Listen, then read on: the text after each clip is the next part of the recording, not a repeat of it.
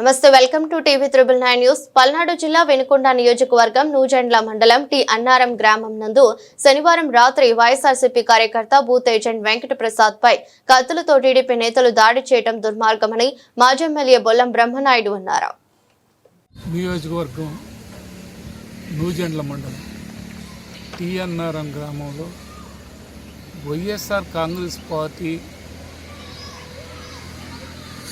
కార్యకర్తని గతంలో ఆ టి అన్నారం అనేది పూర్తి స్థాయిలో rigging village, GVS Anjaneyulu rigging village చేసుకొని ఓట్లన్నీ కూడా ముద్ర ముడుపుగా వేసుకుంటుంటే కొందరు ఈ పార్టీలో చేరి వైఎస్ఆర్ కాంగ్రెస్ పార్టీలో చేరినటువంటి వాళ్ళు ఆ రిగ్గింగ్ను అడ్డుకున్నారు.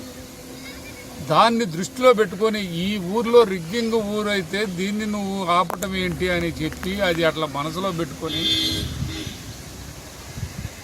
నిన్న రాత్రి సమయంలో వాళ్ళ ఇంట్లో అన్నం తింటున్నటువంటి ఈ ప్రసాద్, వెంకట ప్రసాద్ అనే వైఎస్ఆర్ కాంగ్రెస్ పార్టీ లీడర్ని, వాళ్ళ నాన్నని, వాళ్ళ తమ్ముడిని, వాళ్ళ అన్నని, వాళ్ళ బాబాయిని, వాళ్ళందరినీ కొందరు తెలుగుదేశం పార్టీ నాయకులు అందరూ వచ్చి గోపి అని, రామయోగి అని, అదేవిధంగా నాగేశ్వరరావు అని, ఇలాంటి వాళ్ళందరూ వచ్చి ఒక్కసారిగా మూకుమ్మడిగా వచ్చి వాళ్ళందరినీ విపరీతంగా దాడి చేసి కొట్టి, తెలుగుదేశం పార్టీ నాయకులు, కూటమి పార్టీ నాయకులు దాడి చేసినటువంటి దాంట్లో పూర్తి స్థాయిలో ఇతన్ని ఈ వెంకట ప్రసాద్ అనే అతన్ని కత్తితో పొడిసి, అదేవిధంగా చెయ్యి నరికి అన్ని చేసేవారికి పొట్టలో కత్తి దిగబట్టడంతో లోపలికి పోయి చచ్చిపోయాడనే ఒక అభిప్రాయంతో ఆడ పడేసి ఇంక వెళ్ళిపోవటం జరిగింది. దీన్ని కూటమి ప్రభుత్వం గతంలో వినుకొండలో కూడా మన ఇదే తరహాలో మర్డర్ చేయటం జరిగింది. అంటే ఆ ప్లాన్ ఎలాంటిది? రెడ్ బుక్ కాడ నుంచి వచ్చింది. రెడ్ బుక్ కాడ నుంచి లోకేష్ బాబు, మరి ఇక్కడ స్థానిక శాసనసభ్యుడు ఆంజనేయులు గారు, వీళ్ళంతా ఒక ప్లాన్ ప్రకారం టి అన్నారం గ్రామంలో మరి ఒకడు వైఎస్ఆర్ కాంగ్రెస్ పార్టీ నాయకుడు ఉండటానికి ఇల్లేదు, వాడిని తొలగించాలి, వాడిని అన్ని విధాల హింస పెట్టాలి అని, మర్డర్ చేయాలి అని ఒక పథకం ప్రకారం ఎవ్వరు కూడా కూటమి ప్రభుత్వం నాయకులు, ఆంజనేయులు కానీ వీళ్ళు కానీ, ఏంటి ఇది అన్యాయం, వాళ్ళు చేపించిన అన్యాయాన్ని ఇంకా సమర్థించుకునేదానికి ప్రయత్నం చేస్తున్నారు. గవర్నమెంట్ హాస్పిటల్ తీసుకోవడానికి లేదనే ఒక మాట చెప్పాడు ఆంజనేయులు గారు. గవర్నమెంట్ హాస్పిటల్కి పోతే తీసుకోవాలా,